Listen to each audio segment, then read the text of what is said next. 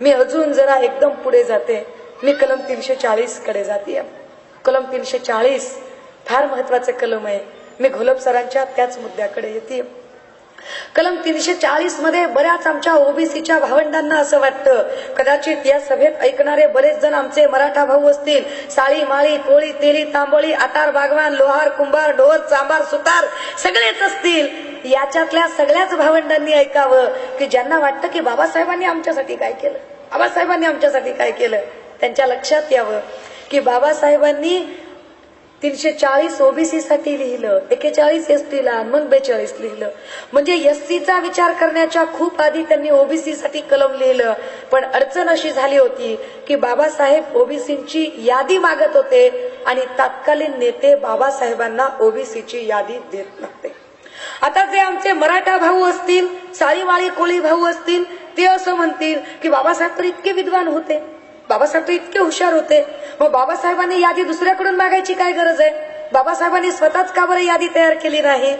तुमचं म्हणणं रास्तंय मंडळी, परंतु अडचण अशी आहे, समजा एखादा माणूस नाशिकात आला आणि नाशिकात जर तो म्हणाला अरे मला जरा आंबेडकर नगरात नेऊन सोडा किंवा मला जरा समता नगरात नेऊन सोडा, तर रिक्षावाल्याला काय वाटेल, रिक्षावाला वाटेल आपल्या रिक्षात जो कोणी बसलाय तो बौद्ध आहे. पण बौद्धातली पोटजात रिक्षावाल्याला माहितीये का, हे आंदवनाचं आहे का लाडवनाचं आहे, सोमसाचं आहे का तिळवनाचं आहे, बावण्याचं आहे का इनकराचं आहे, रिक्षावाल्याला माहित नाही ना. रिक्षावाल्याचं काम फक्त न्यायचंय. एखादा म्हणेल मला सावतामाळी नगरात न्या, तर रिक्षावाल्याला वाटेल की बसलेलं माळ्याचं आहे. रिक्षावाल्याला हे नाही माहिती की माळ्यातल्या कुठल्या पोट जातीचं आहे, लिंगायत माळी आहे का फुलमाळी आहे का पानमाळी आहे, ते कुठं कळते बिचाऱ्याला. एखादा म्हणेल मला शिवाजीनगरात नेऊन सोड, रिक्षावाला वाटेल रिक्षात बसलेला मराठ्याचाच आहे.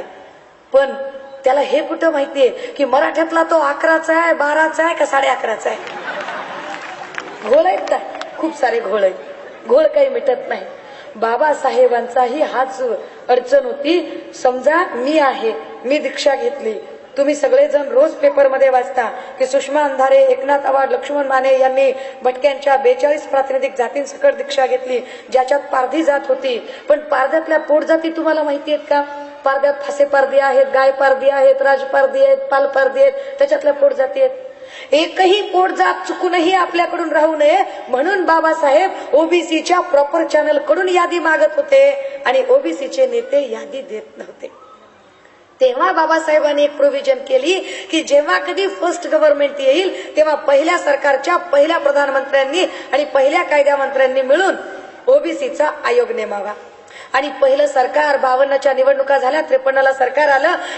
योगायोगाने बाबासाहेब कायदे मंत्री झाले, प्रधानमंत्री नेहरू झाले आणि कायदे मंत्री असणाऱ्या बाबासाहेबांनी नेहरूंना सांगितलं, नेहरूजी आपण लोकांना कमिटमेंट दिलेली आहे, आता कलम 340 नुसार आपण आयोग केला पाहिजे.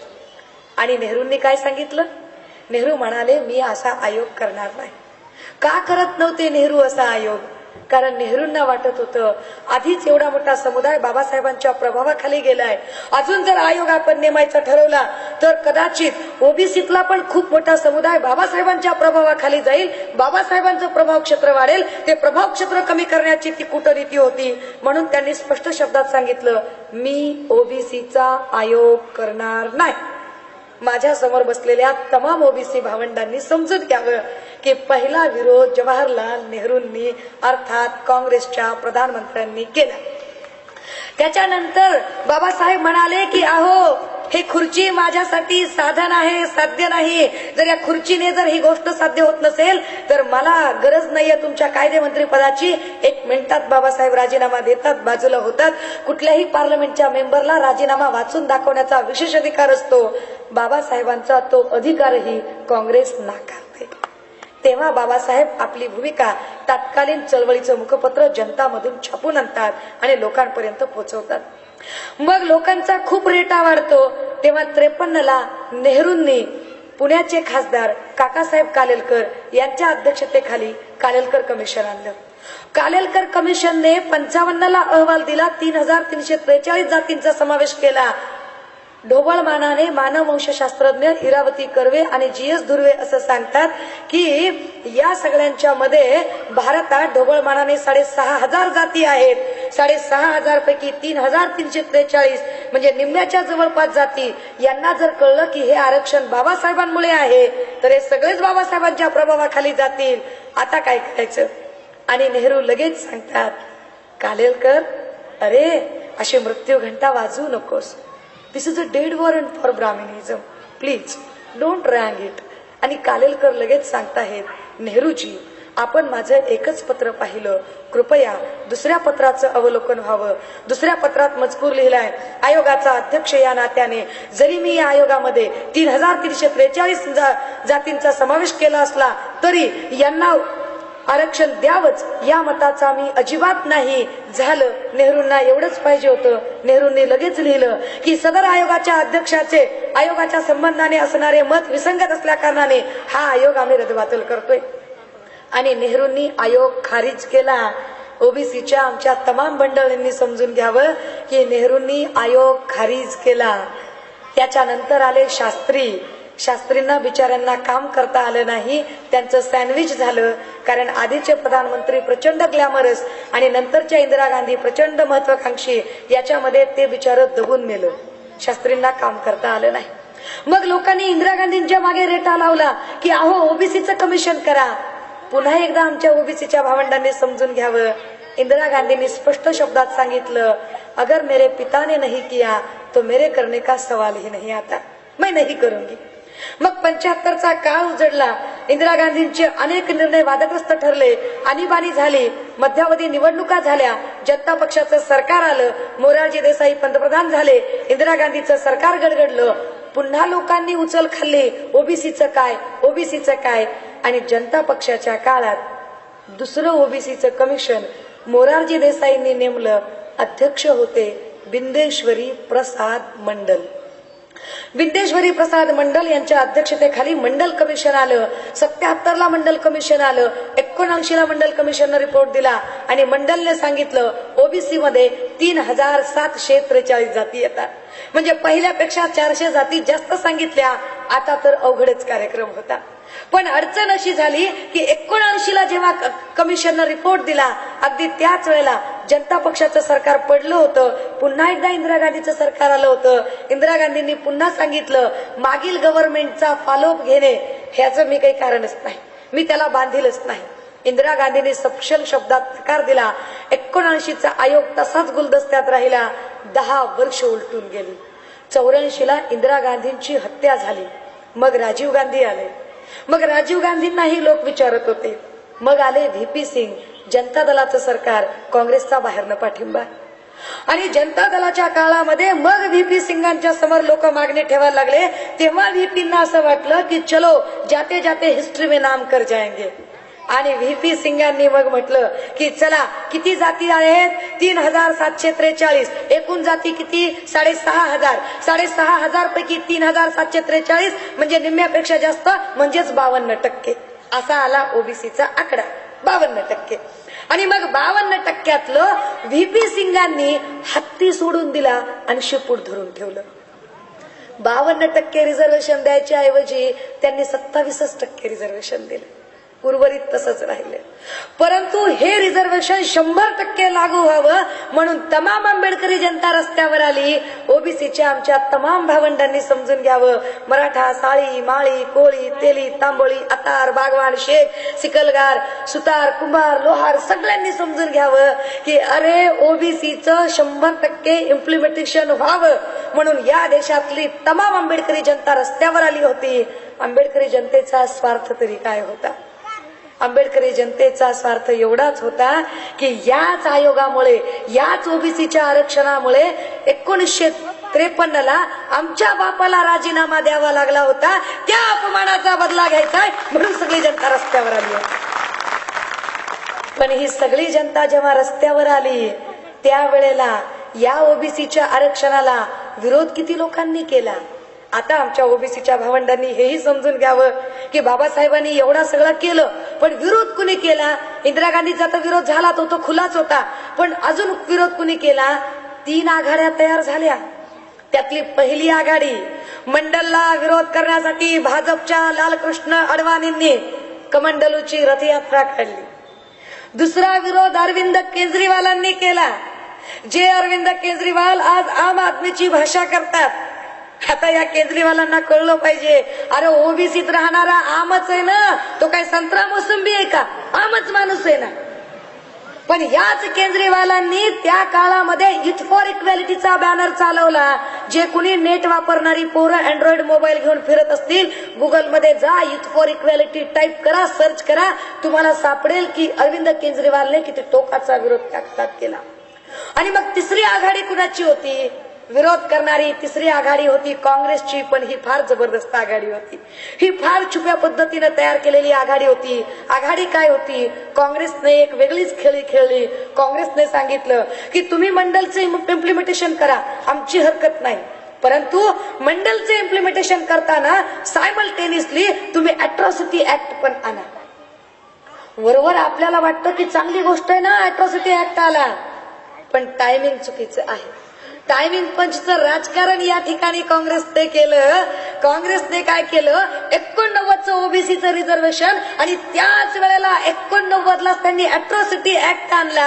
आणि अॅट्रॉसिटी ऍक्ट आणून महाराष्ट्रामध्ये एका नेत्यावर विशेष जबाबदारी सोपवली. नेता बारामतीतनं आला आणि काय सांगितलं नेत्याला? खरं म्हणजे त्यांचा काय बघा, त्यांच्या गावाच्या नावात 12, त्यांची जन्मतारीख 12, त्यांच्या जन्माचा महिना 12, लय अवघड खेळ आहे. आणि नेत्याने इथं येऊन सांगितलं, काय म्हणतोय नेता? नेत्याने एक रुमर पॉलिटिक्स केला. रुमर पॉलिटिक्स थेरी आहे ही, डेव्हिड इस्टननं मांडली राज्यशास्त्रामध्ये. रुमर पॉलिटिक्स थेरी, अफवांच्या राजकारणाचा सिद्धांत. अफवा पसरवली. काय अफवा होती? अफवा अशी पसरवली माननीय पवार साहेबांनी. ते असं म्हणतात इकडे येऊन, मराठ्यांनो सावधान, रस्त्यावर येऊ नका, आंदोलन करू नका. अरे ही जी आंबेडकरी जनता तुम्हाला रस्त्यावर दिसते ना, ती ओबीसीच्या आरक्षणासाठी नाही आली. अरे ही जनता अॅट्रॉसिटी ऍक्ट साठी रस्त्यावर आली आहे. आणि हा अॅट्रॉसिटी ऍक्ट ते तुमच्याच विरोधात वापरणार आहे. झालं, खरोखरच अॅट्रॉसिटी ऍक्ट आला होता. प्रलंबित मागणी होती, पण चुकीच्या टायमिंग मध्ये केली होती. मराठ्यांनी आजूबाजूला बघितलं, सगळी आंबेडकरी जनता. मराठ्यांनी वर बघितलं, अॅट्रॉसिटी ऍक्ट. मराठ्यांना पटलं पवार साहेबांचं म्हणणं. सगळे मराठे सुंबडीत, आपले गडी कुंडीत सावध सुर. ओबीसीच्या रिझर्वेशनचा प्रॉब्लेम काय झाला? तो हा झाला. त्याच वेळेला जर तमाम मराठा नेते जर जागे असते तर कदाचित आज मराठा आरक्षणाचा प्रश्न इतका चिघळला नसता, इतका खितपत पडला नसता. मंडळी, आता मी वर्तमानात येते आणि 10 मिनिट हा समारोपाचे घेते. या 10 मिनिटांमध्ये मी आपल्याला सांगितलं पाहिजे की आरक्षणाच्या या काळामध्ये जेव्हा आता मराठा आरक्षणाचा प्रश्न चिघळलाय, पहा मी कुठल्याच पक्षाची मेंबर नाही. माझ्या बोलण्यावरूनही ते आपल्या लक्षात येत असेल की मी कुठल्याच पक्षाला एक्सक्यूज करत नाहीये. मी कुणाचीच समर्थक किंवा विरोधकही नाही. माझा पक्ष, माझा नेता, माझा विचार, माझा बाप, माझा झेंडा फक्त आणि फक्त डॉक्टर बाबासाहेब आंबेडकर आहे. मला काही संबंध नाही. मला पैसे कमवायचे असते तर परळीत राजकारण होतं, मी भाजपचंही काम करू शकले असते.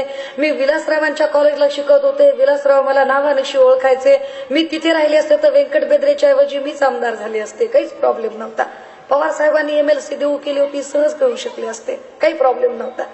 हे सगळं कुणीतरी एक जणाने ही जबाबदारी घ्यावी लागेल. आज घडीला मराठा आरक्षणाचा प्रश्न चिघळलेला असताना आपण नीट समजून घ्या मंडळी. विनायक मेटे ज्या मराठा आरक्षणाची भाषा करतात, ते मेटे फक्त MLC संपत जेव्हा येते तेव्हाच आरक्षणाचा प्रश्न मांडतात. एकदा का MLC मिळाली की परत ते आरक्षणावर बोलत नाही. जानकरांची परिस्थिती तीच आहे. इलेक्शनच्या आधी धनगर आरक्षणावर बोलणारे जानकर आता इलेक्शन संपल्यानंतर एक चकार शब्दाने बोलत नाही. तीच परिस्थिती शेट्टी आणि खोतांची आहे की इलेक्शनच्या आधी म्हणजे जेव्हा काँग्रेसची सरकार होती तेव्हा बंटी पाटलांच्या मतदारसंघात जाऊन धुडगूस घालणारी ही माणसं आज घडीला मात्र दुष्काळात मराठवाडा होरपळत असतानाही चकार शब्दाने ते बोलत नाहीत, कारण यांची सत्तेची साठगाठ आहे. हे बोलणार नाही. मराठा आरक्षणाच्या संबंधाने आपण सहज समजून घ्या की बघा, एक गोपीनाथ मुंडे एकच वंजाऱ्याचा आमदार होता, एकच. तो एकच आमदार होता, तरी सुद्धा त्यांनी ओपन मधले वंजारी ओबीसीत आणले आणि ओबीसीतले वंजारी एनटीत आणले. मराठ्यांचे किती प्रतिनिधी होते? अरे सगळ्यात जास्त महाराष्ट्रात मुख्यमंत्री कुणाचे झाले? मराठ्यांचे. उपमुख्यमंत्री मराठ्यांचे, आमदार मराठ्यांचे, खासदार मराठ्यांचे, साखर कारखाने कुणाचे? मराठ्यांचे. दूध डेअरी कुणाची? मराठ्यांची. ऑइल मिल कुणाची? मराठ्यांची. पेपर मिल कुणाची? मराठ्यांची. बागायत समिती कुणाच्या?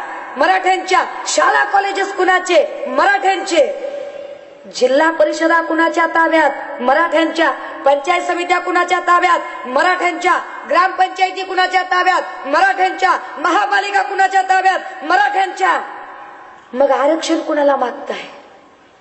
का नाटक चाललंय आरक्षणाचं? अरे जर सत्तेतच तुम्ही आहात तर कुणाला आरक्षण मागताय तुम्ही?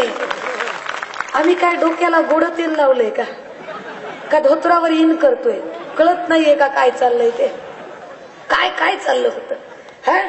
अरे कालपर्यंत तर तुमची नाटकं चाललेली होती ना. कालपर्यंत कोणी श्रीमंत कोकाटेंना विचारायचं की अहो जातीवादी विधान करणारा अण्णा जावळेचा काय संबंध मराठा महासंघाचा? तेव्हा कोकाटे सांगायचे मराठा महासंघ आणि मराठा सेवा संघाचा संबंध नाहीये.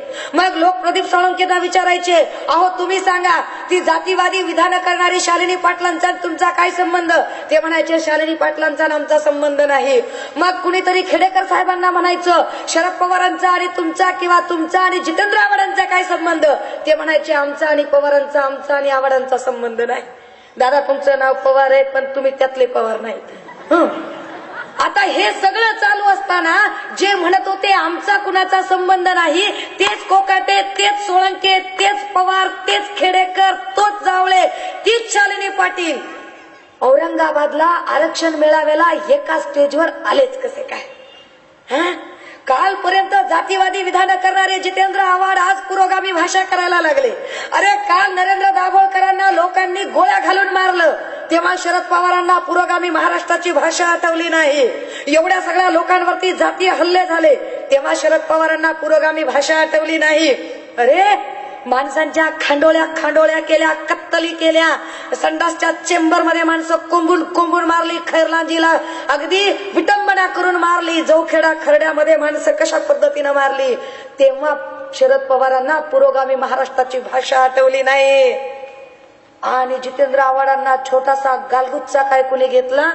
पवार साहेबांनी एक पत्रच लिहिलं पुरोगामी महाराष्ट्रावर एका गालगुच्च्यासाठी. अरे वा, बाबा पुरंदरेचे आम्ही समर्थक नाहीत, बाबा पुरंदरे काही आमचा जावई नाही, पण एका बाबा पुरंदरेला पुरस्कार मिळू नये म्हणून गावोगावी जाऊन शिवजागर परिषदा घेणारे जितेंद्र आव्हाड एका तरी दलित हत्याकांडावर का शिवजागर परिषद घेतली गेली नाही? का? अरे मागा घेतली नाही. आता तरी रोहित वेमुल्ला प्रकरणात तरी एखादी शिवजागर परिषद जितेंद्र आव्हाडांनी घ्यायची होती, मग आम्ही तुम्हाला मानलं असतं. आम्हाला काही कळत नाही काय मराठा तितुका मेळ व्हावा आणि बाकी बहुजन काय लोळवावा का? चाललंय काय नेमकं? कुठल्या पद्धतीनं चाललंय? कालपर्यंत ब्राह्मणांना शिव्या देणारे, मग अधिवेशनामधला अध्यक्षीय पाहुणा नितीन गडकरी चालतोच कसा काय? ब्राह्मणांना तर शिव्या घालता ना. 50 वर्ष चळवळीतले लोक सांगायला लागलेत की ब्राह्मण्यवादी जे लोक असतात ते शत्रू असतात चळवळीचे. तेव्हा तर यांना पटत नव्हतं, पण सत्तेचा सुकाणू जसाही मराठ्यांकडून ब्राह्मणांकडे वळला तेव्हा मात्र यांना कळायला लागलं की ब्राह्मण शत्रू आहे. एवढं नाही लक्षात येत. मंडळी, या राज्यघटनेला तहस नहस करणारी माणसं, मी आता कलम 368 कडे येते आणि थांबते. कलम 368 मध्ये बाबासाहेबांनी सांगितलं होतं की